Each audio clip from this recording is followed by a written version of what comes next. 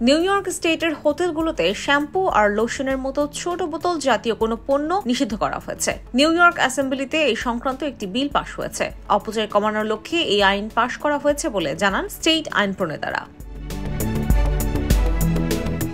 এই আইন 50 রুমের হোটেলের জন্য প্রযোজ্য হবে। আইনটি কার্যকর হবে আগামী 1 জানুয়ারি থেকে। 12 আউন্সের নিচে কোনো বোতল আবাসিক হোটেলগুলোতে হসপিটালিটি কেয়ার হিসেবে সরবরাহ করা যাবে না বলে জানিয়েছে ডিপার্টমেন্ট অব এনভায়রনমেন্ট কনজারভেশন।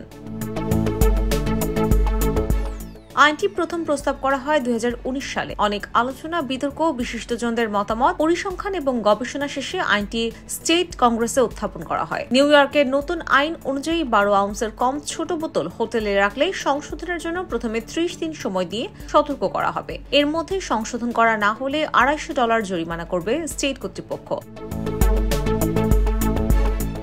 এরপরেও যদি ছোট বোতলে কোনো পণ্য সরবরাহ করা হয়, জরিমানার পরিমাণ বেড়ে $500 উন্নীত করা হবে। আইন পাশের সঙ্গে সঙ্গে অনেক হোটেলে ছোট বোতল অপসারণ করা শুরু করেছে। ম্যারিয়েট হোটেলের মুখপাত্র বলেন, আবাসিক হোটেলে এমন সুবিধা আগে দেয়া হতো। ছোট টয়লেট্রি বোতল থেকে শুরু করে বড় বোতল সরবরাহ করা হতো। প্লাস্টিকের পরিবর্তে এসব বোতল ব্যবহারের উদ্যোগ নেয় মেরিট। গত বছরের শেষে 95% পণ্য প্লাস্টিকবিহীন করা হয়েছে। হিলটন হোটেলের মুখপাত্র বলেন, গত বছর থেকে হিলটনের ছোট সাইজের বোতল ব্যবহার কমিয়ে আনা হয়েছে। বড় আকারের বোতল সরবরাহ করা হচ্ছে। নতুন আইন বড় বড় হোটেলগুলোতে কার্যকর করা শুরু করেছে। তবে 2026 সালের মধ্যে নিউ ইয়র্কের সকল হোটেলকে বাধ্যতামূলকভাবে নতুন আইন পুরোপুরি কার্যকর করতে হবে।